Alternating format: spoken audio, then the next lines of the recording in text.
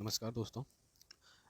Free classes में आपका स्वागत है। जैसा कि आपके पार्ट 1, पार्ट 2 और पार्ट 3 तीनों क्लासेस जो हैं अपलोड हो चुकी हैं, उनको भी आप देखो और शेयर करो एंड लाइक भी करते रहना। साथ ही ये आपकी 4th नंबर की क्लास स्टार्ट हो रही है। इसमें आज अध्याय चैप्टर 2 पढ़ेंगे। इसमें देखेंगे आपके प्रागैतिहासिक काल, प्री हिस्टोरिक पीरियड के बारे में। ठीक है कि इनका जो पहला जो इतिहास था मानव का, वो कहाँ से प्रारंभ होता है, तो उसके साक्ष्य देखेंगे। ठीक, तो पहले देखते हैं इतिहास क्या है। ठीक है, इतिहास लेखन के आधार पर, किसके आधार पर? लेखन के आधार पर, मतलब बेस ऑफ द राइटिंग लिखावट के आधार पर क्या इतिहास रहा है भारत का। ठीक, तो सबसे पहले देखते हैं आपके पहला आता है आपका प्रागैतिहासिक काल। ठीक है, कौन सा? प्रागैतिहासिक काल, जिसको प्री हिस्टोरिक पीरियड बोलते हैं। मतलब सबसे पहला काल कौन सा था आपका? यही था, प्रागैतिहासिक काल। फिर उसके बाद में आता है आपका आद्य ऐतिहासिक काल। ठीक, थर्ड पॉइंट पे आता है आपका ऐतिहासिक काल।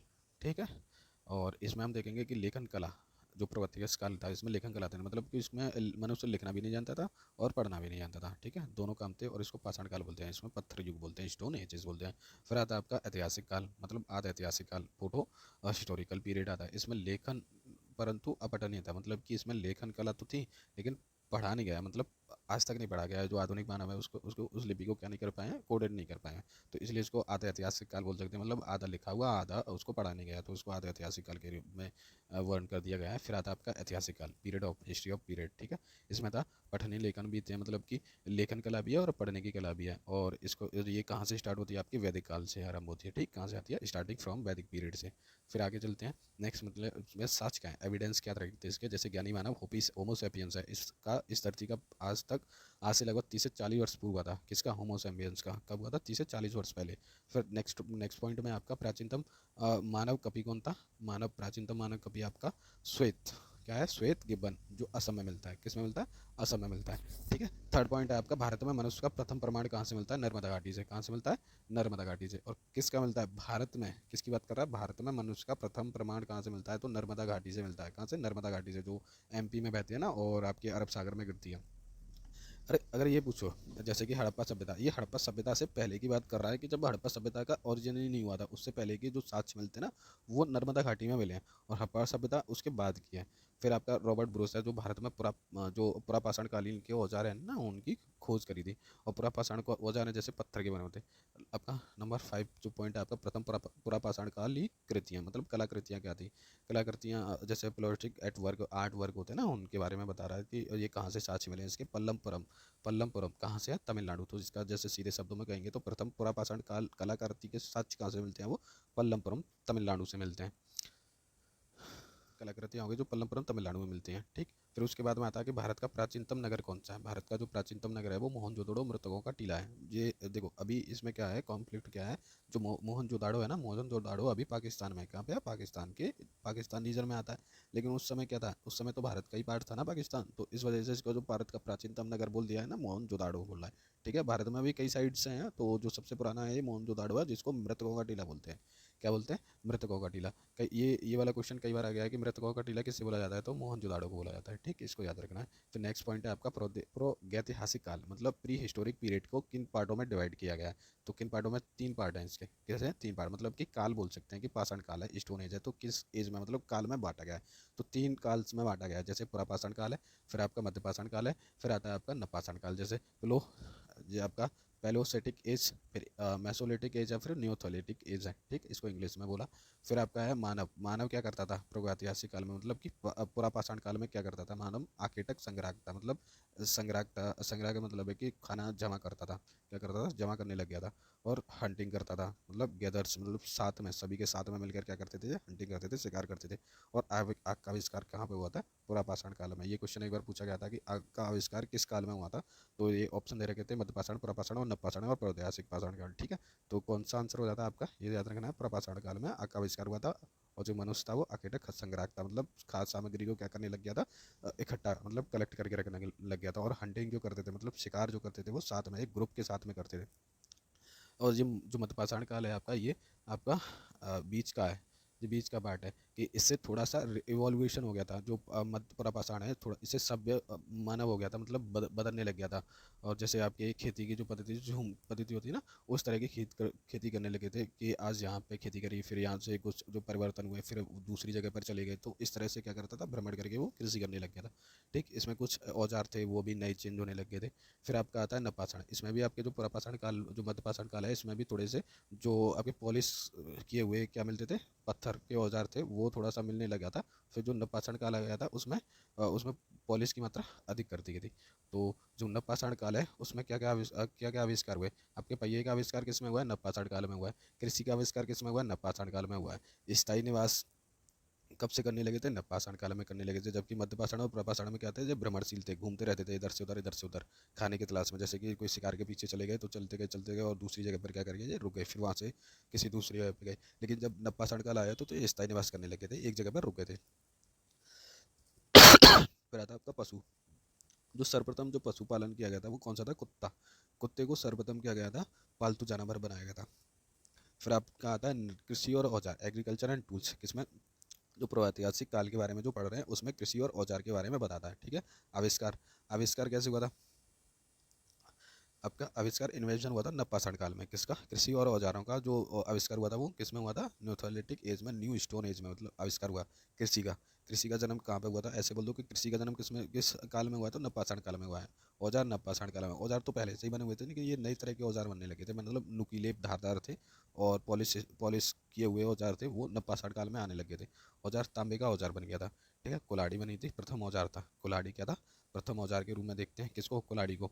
और ये कहाँ इसके जो साक्ष्य मिले हैं, कुल्हाड़ी के जो साक्ष्य मिले हैं, ये क्वेश्चन पूछा गया है, कई बार पूछा गया है, एक दो बार तो मैं नहीं देखा है एक टेस्ट सीरीज में, कि कुल्हाड़ी जो साक्ष्य हैं वो अतिपरक्कम तमिलनाडु से प्राप्त हुआ है, मतलब इसके साक्ष्य कुल्हाड़ी के साक्ष्य सर्वप्रथम कहाँ से मिले हैं, अतिपरक्कम, इसको याद रखना है, ये बहुत इंपॉर्टेंट है ये वाला। ठीक है, कुल्हाड़ी के सर्वप्रथम साक्ष्य कहाँ से मिलते हैं, वो तो अतिप्रकम तमिलनाडु से मिलते हैं। और इसकी जो प्रथम फसल कौन सी करी थी, गेहूं और जौ, ये सभी को पता है। इसके साक्ष्य कहाँ से मिलते हैं, मेहरगढ़ पश्चिमी बलूचिस्तान से, कहाँ से मिलते हैं, मेहरगढ़ पश्चिमी बलूचिस्तान से। ये अभी ये रीजन है, ये किस में रीजन में आता है, ये पाकिस्तान कंट्रीज में आता है, किस में आता है, मेहरगढ़ पाकिस्तान में। फिर आता है अन्न फसल, अन्न फसल में क्या कहते थे, तो चावल करे गए थे, इसके साक्ष्य कहाँ से मिलते हैं, कोल्डिवा। और कोल्डिवा कहाँ पे है, उत्तर प्रदेश में, कहाँ पे है, यूपी उत्तर प्रदेश, बाबा योगीराज। ठीक, नेक्स्ट पॉइंट देखते हैं आपके, नेक्स्ट पॉइंट बात का है आपका, बर्तनों के आधार पर प्राचीन संस्कृतियाँ कैसी थी, पूर्व हड़प्पा स्थल से पहले, मतलब हड़प्पा काल से पहले का था। जो मालवा का रीजन है ना, मालवा का रीजन है उसमें काला तथा लाल। ठीक, काला तथा लाल मृदभाण मिलते थे, काले और लाल कलर का। ठीक, फिर आता है आपका बुरजोम, बुरजोम आपका आता है कश्मीर में। ठीक है, और यहाँ पे कैसे मिलते हैं, दूसर, दूसर मतलब ग्रे ग्रे कलर के पेंटेड है। ठीक है, जो बर्तन होते थे उन पे क्या करते थे, कलर कर देते थे, जैसे मालवा में लाल और काला कर देते, बुरजोम में जो कश्मीर है उसमें दूसर कर देते। फिर आता है आपका झोंके, इसको क्या कहते थे, लाल तरह का। फिर आता है दक्षिणी भी नवपाषाण काल, इसमें चमकीला दूसरा होता था, मतलब ब्राइटी ग्रे, किसमें आता है, दक्षिणी नवपाषाण युग में। फिर आता है आपका पूर्वी नवपाषाण, ईस्टर्न नोथोलिक, तो इसमें क्या था, भूरा लाल का यूज़ किया गया है, किसका, भूरा लाल का, ये भी क्वेश्चन आया हुआ है, भूरा और लाल, ब्राउन एंड रेड। इसको तुम ना अपनी नोटबुक में क्या करना, नोट करते रहना इस वाले टॉपिक को, कि ये इंपॉर्टेंट है आपके वनडे एग्जाम्स के लिए, कि संस्कृति मालवा में, मालवा का जो रीजन था उस समय किस तरह के जो मृद भांड थे, जो बर्तन थे, उस पर किस तरह का कलर किया जाता था, तो काला और लाल करते थे, बुरजों में ग्रे करते थे, जोके में रेड करते थे, दक्षिणी नवपाषाण में चमकीला धूसर था, ब्राइटी ग्रे था, और पूर्वी नवपाषाण में भूरा और लाल था, और जारवी संस्कृति में ताम्रपाषाण संस्कृति और इनामगाम नामक बस्ती थी। जारवी संस्कृति, जारवी संस्कृति किससे संबंधित है, ताम्रपाषाण संस्कृति से। ठीक है, जहाँ पे इनामगाम नामक बस्ती बसी थी।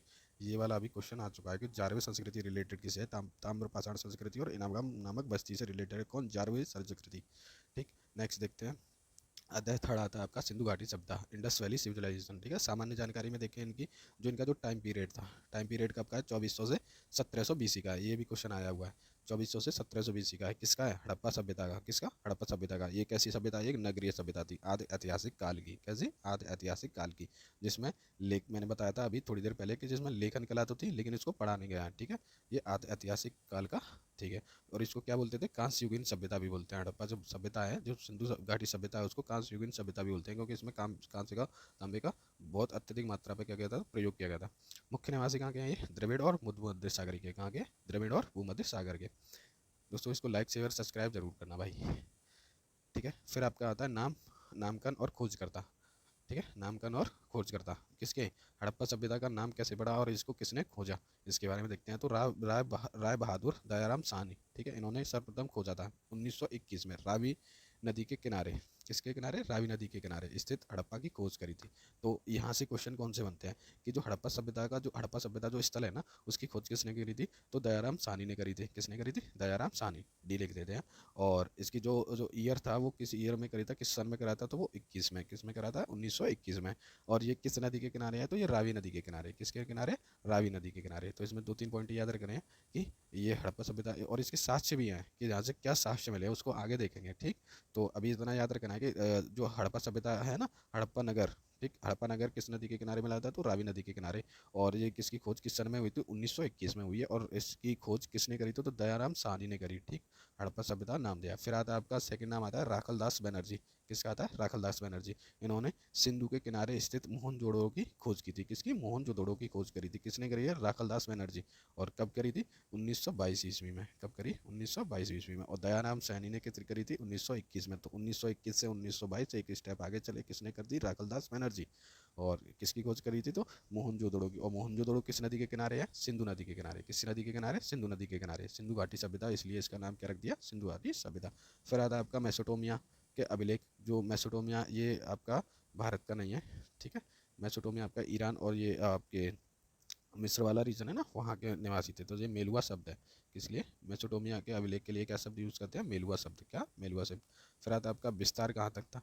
इसका विस्तार देखते हैं। हड़प्पा सभ्यता का मतलब सिंधु घाटी सभ्यता का इंडस वैली सिविलाइजेशन का जो विस्तार था, एक्सपेंशन था, ठीक है, कहाँ कहाँ फैला हुआ था। अगर आपका ये देखो मैप में दे रखा है कि अगर ईस्टर्न एरिया में कहाँ तक है? ईस्ट में कहाँ तक है? तो आलमगीरपुर। कहाँ पे है? आलमगीरपुर। और आलमगीरपुर कहाँ पड़ता है? मेरठ। और मेरठ किस में आता है? उत्तर प्रदेश में। ठीक है, तो इसका ईस्टतम छोर कौन सा है? आलमगीरपुर। और ये मेरठ रीजन में पड़ता है। और मेरठ कहाँ पड़ता है? उत्तर प्रदेश में आता है। ठीक, इसका जो वेस्टर्न सेंटर है, वेस्टर्न, ठीक है। और ये कहाँ पे पड़ा है? सुत कांगेडोर। और कहाँ से? बलूचिस्तान, दासक नदी के किनारे। किस किनारे? दासक नदी के किनारे। कौन सा है? सुत कांगेडोर। ठीक, ऐसे ही उत्तर में, नॉर्थ में देखेंगे तो ये मांदा जम्मू कश्मीर चिनाब नदी के किनारे। ठीक है, ये वाला क्वेश्चन भी इंपॉर्टेंट है कि मांदा जो है हड़प्पा सभ्यता का, वो किस नदी के किनारे मिला था? तो चिनाब नदी के किनारे। किस नदी के किनारे? चिनाब नदी के किनारे। और हड़प्पा सभ्यता का कौन सा शहर है जो सबसे नॉर्थ में आता है? सबसे नॉर्थ वाला पॉइंट है कौन सा है? मांदा। किस सा? मांदा। किस नदी के किनारे आता है? तो चिनाब नदी के किनारे। ठीक, ऐसे ही दक्षिण में चलेंगे, साउथ में चलेंगे तो दाइमाबाद है।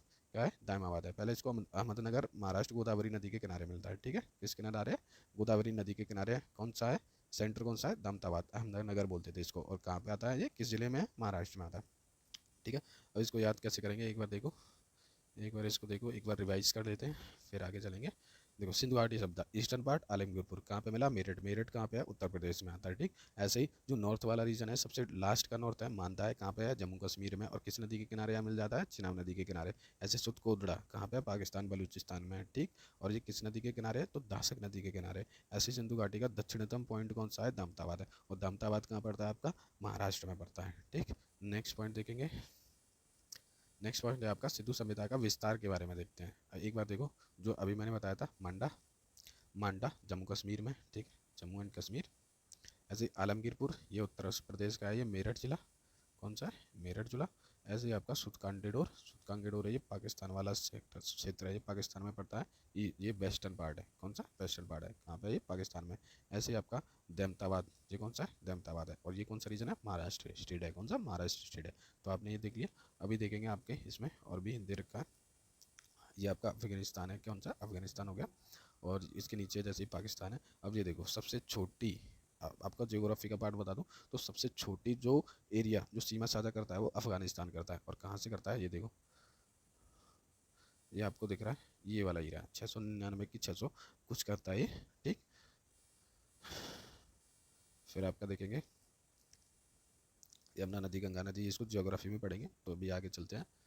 ज्योग्राफी भी कराई जाएगी। और पॉलिटी का सीजन आने वाला है 20 तारीख के बाद में, शायद 21 से या 22 से स्टार्ट हो जाएगा पॉलिटी। एम लक्ष्मीकांत प्रॉपर कराई जाएगी विद करंट अपडेट के साथ में। ये यूपीएससी, पीसीएस, स्टेट पीसीएस के लिए बहुत ज़्यादा उपयोगी रहेगी। तो आप इसको शेयर भी करते रहना और उसको एक बार उस सीरीज़ को देखना।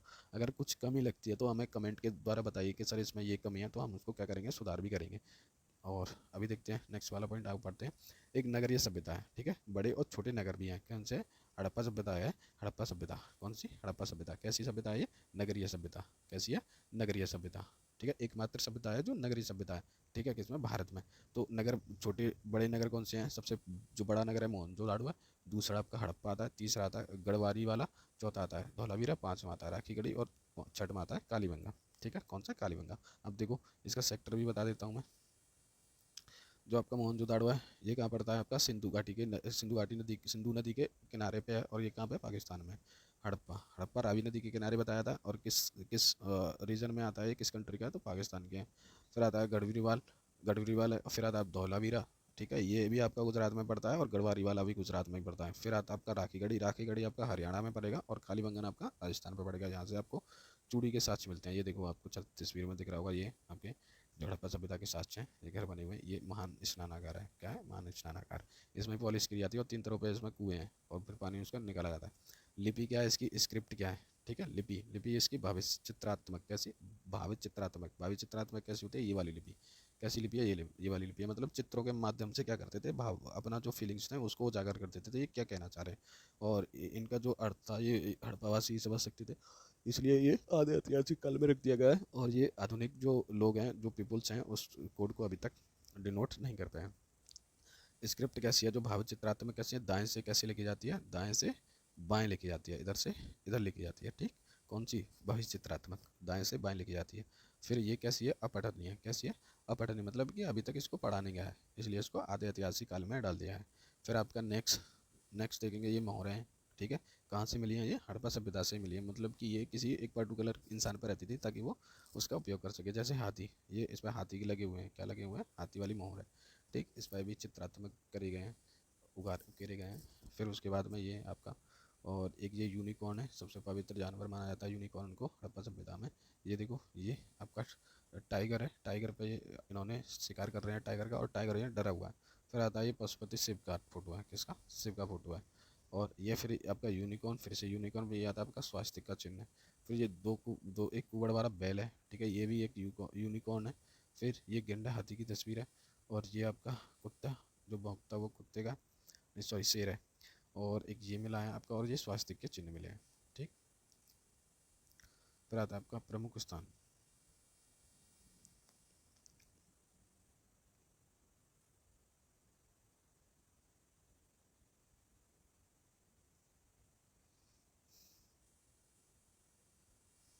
ये बुक की कटिंग है।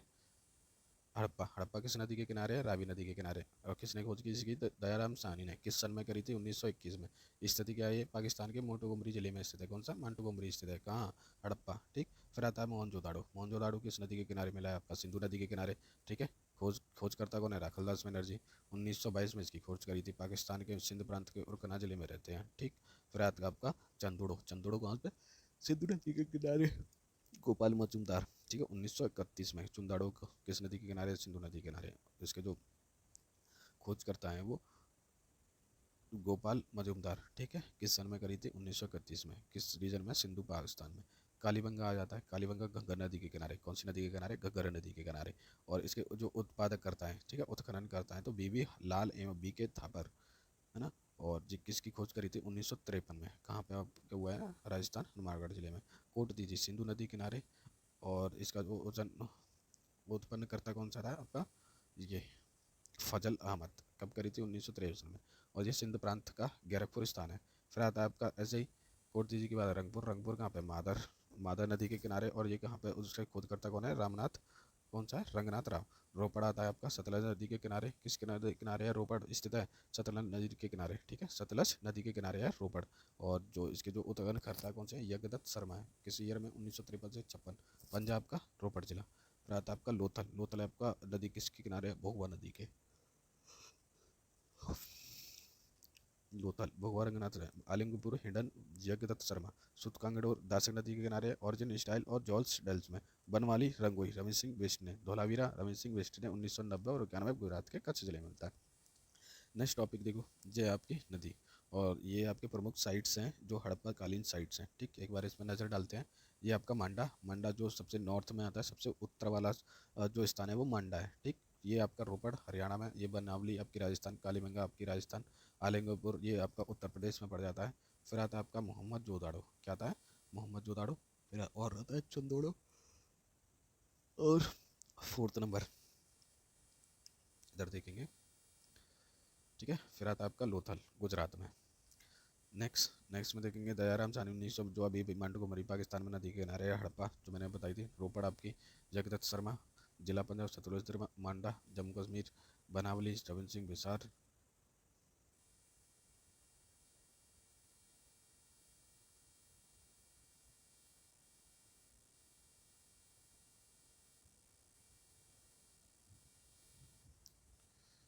नेक्स्ट देखते हैं, इसमें आवाज़ चली जाती है। इसमें वो ये जो अभी हमने बताया था ऊपर वाली स्लाइड में, ठीक है। तो इसमें मैप के बारे में बता दिया, मैप के अकॉर्डिंग बता दिया, और उसमें आपको डायग्राम के तौर पे बताया था। तो मैप की तरह से एक बार और बता देते हैं। आपकी जो है सुतकांगड़ू, और ये कौन सा रीजन आपका पड़ता है, ये पाकिस्तान में पड़ता है, ठीक है। ये आपका मोहनजोदाड़ो पड़ता है आपका पाकिस्तान में। चुंदोड़ू पड़ता है आपका पाकिस्तान में। हड़प्पा कहाँ पड़ता है, पाकिस्तान में। रोपड़ भारत में पड़ता है। मांडा भारत में पड़ता है। बनावली, कालीबंगन, आलिंगपुर और आपका देमताबाद और लोथल कहाँ पड़ता है, भारत के रीजन में। फिर नेक्स्ट टॉपिक देखेंगे आपका हड़प्पाकालीन सिंधु घाटी सभ्यता संस्कृति के प्रमुख स्थल हैं। कौन से संस्कृति के जो प्रमुख स्थल हैं वो हैं। तो इससे आगे हम चलेंगे, इसको छोड़ते हैं। फिर आप क्या आती हैं विशेषताएं, ठीक है। क्या है विशेषता, क्या आती है सिंधु घाटी। ग्रेड पद्धति पर नगर है, ठीक है। ये वाला क्वेश्चन पूछा जाता था कि किस पद्धति पर बने हुए हैं हड़प्पा सभ्यता, ग्रेड पद्धति पर निर्मित है। फिर आता सेकंड पॉइंट, सुव्यवस्थित जल निकासी थी। देखो इनकी जल निकासी कैसी थी, सुव्यवस्थित थी, मतलब साफ नलियाँ थी और ढकी हुई नलियाँ रहती थी। क्या रहती थी, साफ नालियाँ और ढकी हुई नालियाँ रहती थी। और इनके जो जल निकासी व्यवस्था थी, जो आज का जो आधुनिक मानव है उस तरह की से तो काफ़ी बेटर, काफ़ी हद तक सही थी। मतलब कि यहाँ पे कुछ भी पानी जमा नहीं होता था, पानी रोडों पे नहीं आता था। जो भी पानी था, बरसात का पानी, वो नालियों की तरफ बह जाता था। और नालियाँ कैसी थी, पक्की नालियाँ बनी हुई थी। और आज की व्यवस्था देखो, कहीं कच्ची हैं कहीं पक्की हैं, और अगर पक्की भी बनाती थी तो 4 दिन में क्या हो जाती हैं, वो कच्ची हो जाती हैं। और ये सिर्फ सरकार का ही दायित्व नहीं है, ये इंसानों का भी दायित्व है। जो वहाँ रहते हैं उनका भी कर्तव्य है कि अपने जो आसपास है वहाँ पे क्या करें, सफाई रखें। क्या रखें, सफाई रखना चाहिए। थर्ड पॉइंट आता है आपका पक्की और अलंकृत ईंटें कहाँ से मिलती हैं आपको, कालीबंगा का प्रयोग, ठीक है।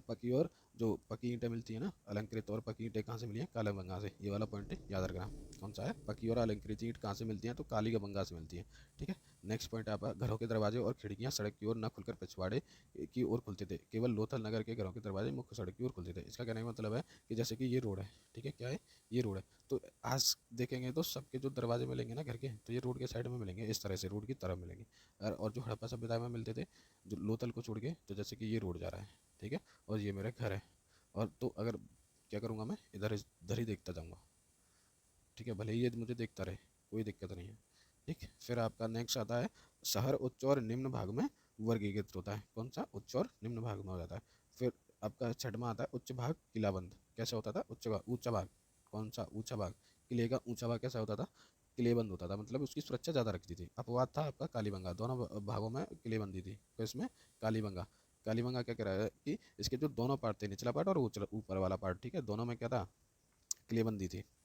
नेक्स्ट देखते हैं मोहनजोदाड़ो के से प्राप्त बृहद स्नानागार क्या मिला था, जो मैंने आपको बताया था कि एक बड़ा सा स्नानागार मिला है, जिसके मध्य स्नान कुंड 11.8 मीटर लंबा, 7.1 मीटर चौड़ा और 2.43 मीटर गहरा है, ठीक है। इसका रेशियो भी पूछ लेता है, 11:7। इसका रेशियो पड़ेगा आपका 11, क्या पड़ रहा है, 11:7 और 2, 2 की फॉर्म में इसका क्या पड़ जाता है, रेशियो आ जाता है। कृषि और पशुपालन के बारे में देखते हैं। कृषि और पशुपालन में क्या था, जुते हुए खेत मिले हैं। कहाँ से मिले, कालीबंगा से। तो कालीबंगा से क्या क्या मिल चुका है अब तक, हमने क्या क्या देखा है, कालीबंगा से जुते हुए खेत के साथ से मिले हैं, ठीक है। और कालीबंगा से जो पकी हुई अलंकृत ईंट हैं वो भी कहाँ से मिली हैं, आपकी कालीबंगा से मिली हैं, ठीक है। नेक्स्ट टॉपिक देखते हैं। नेक्स्ट टॉपिक है आपका प्रमुख फसलें कौन सी थी आपकी, गेहूँ और जो अभी थोड़ी देर पहले हमने बता चुका है। फिर आता है आपका लोथल और रंगपुर से चावल के साक्ष्य मिले हैं। कहाँ से मिले हैं, लोथल और रंगपुर से किसके साक्ष्य मिल गए, चावल के साक्ष्य मिल गए।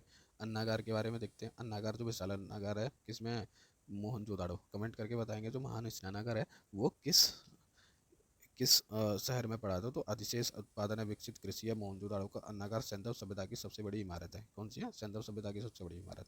फिर है आपका पशुपालन, बैल भैंस।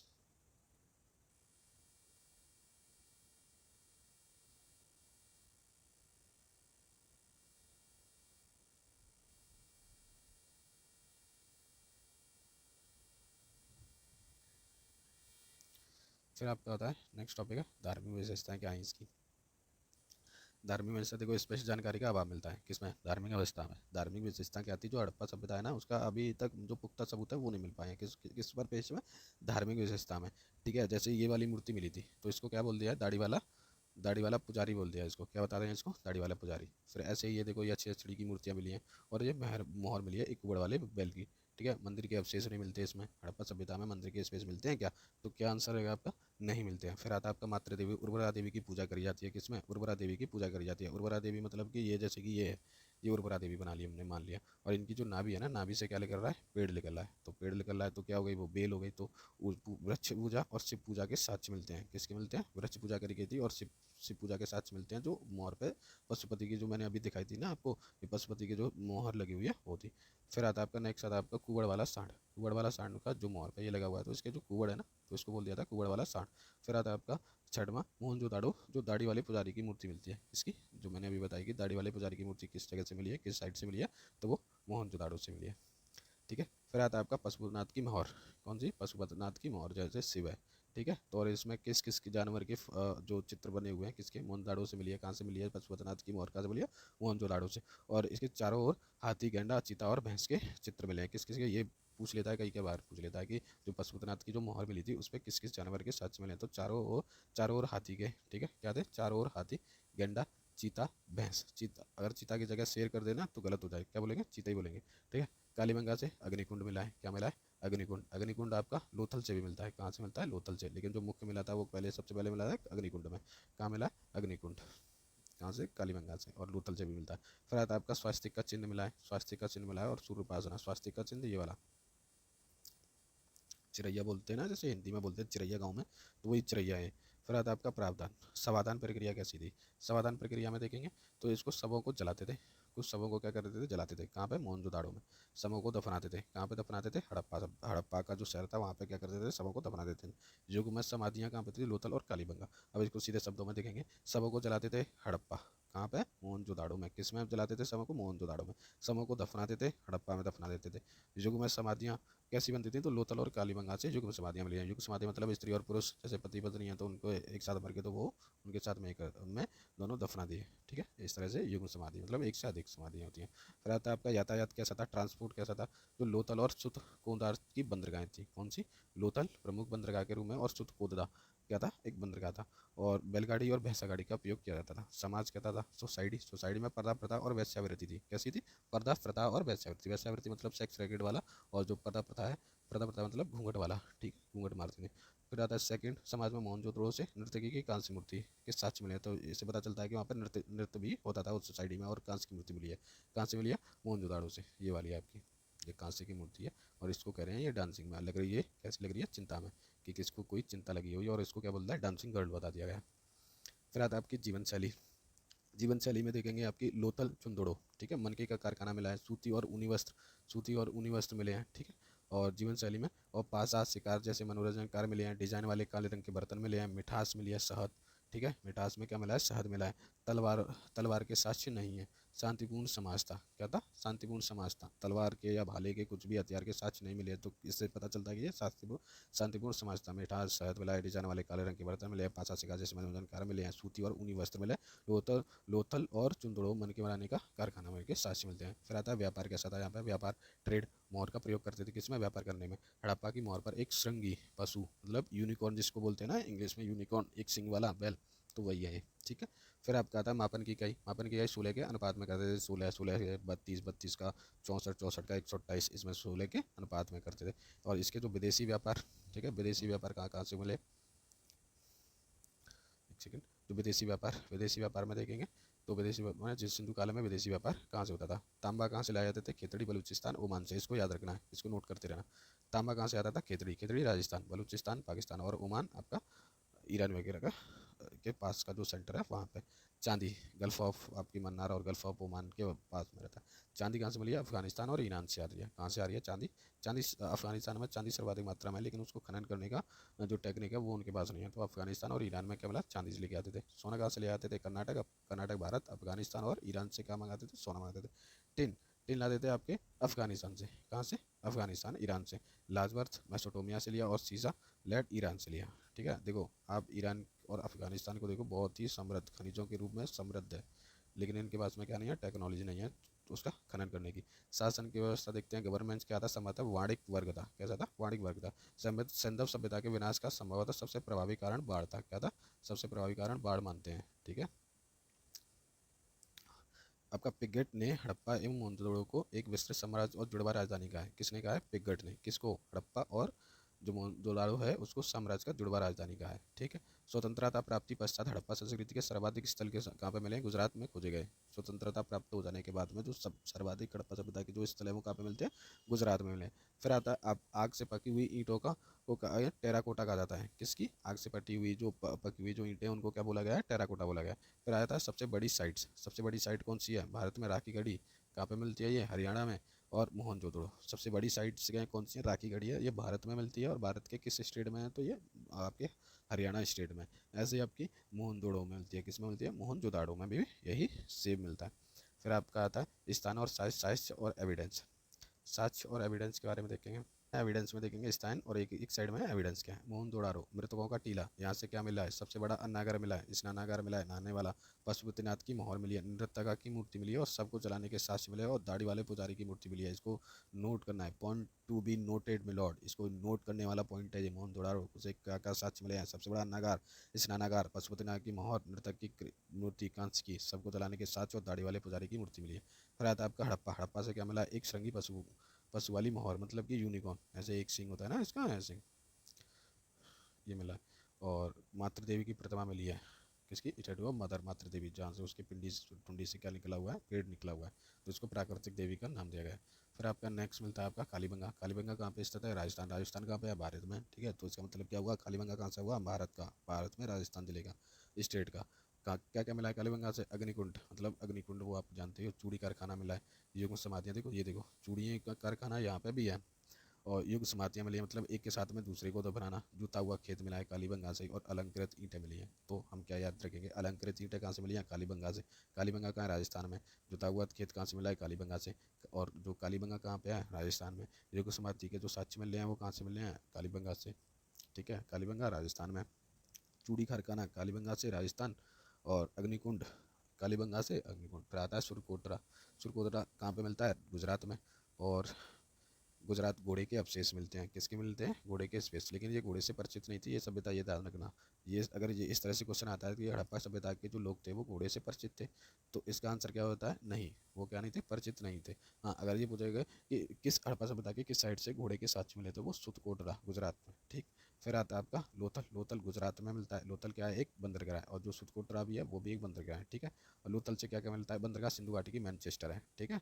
दूसरा आता है दान और घोड़े के साक्ष्य मिलते हैं। गोलोथल गुजरात से दान और घोड़े के साक्ष्य। अग्निकुंड मिलता है, फायर पिट, युग समाधि मिलती है यहाँ से, और मन के बनाने का कारखाना मिलता है। तो घोड़े के अवशेष मिले, बंदरगाह सिंधु के मैनचेस्टर मिला, और धान और घोड़े के साक्ष्य मिले, अग्निकुंड मिला, युग समाधि मिला, और मन के बनाने का कारखाना मिला। कहाँ पे मिला? लोथल में। फिर आता है आपका धौलावीरा जो गुजरात का है। ठीक है। बांध और जलाशय स्टेडियम मिला है, सबसे बड़ा स्टेडियम मिला है धौलावीरा में। और धौलावीरा को अभी यूनेस्को की वर्ल्ड हेरिटेज साइट में शामिल किया गया है हाल ही में, एक दो साल पहले। फिर आता है आपका अध्याय चैप्टर 4। चैप्टर 4 को कल देखेंगे। अभी के लिए आज इतना ही। लाइक एंड सब्सक्राइब करते रहना दोस्तों, ताकि सपोर्ट भी मिले, और आगे हम नई अच्छी क्लासेस लेके आएँ। अभी इस पर एम लक्ष्मीकांत की क्लास स्टार्ट होंगी, जो यूपीएससी प्रीलिम्स और यूपी और जो अदर स्टेट एग्जाम होते हैं ना, उसके प्रीलिम्स के लिए, स्पेशल किसके लिए आएगी? प्रीलिम्स की आएगी, मेंस के लिए नहीं है। और उसको अधिक से अधिक लाइक शेयर करते रहना, ताकि और भी बच्चों को क्या मिले, इसका लाभ मिल जाए।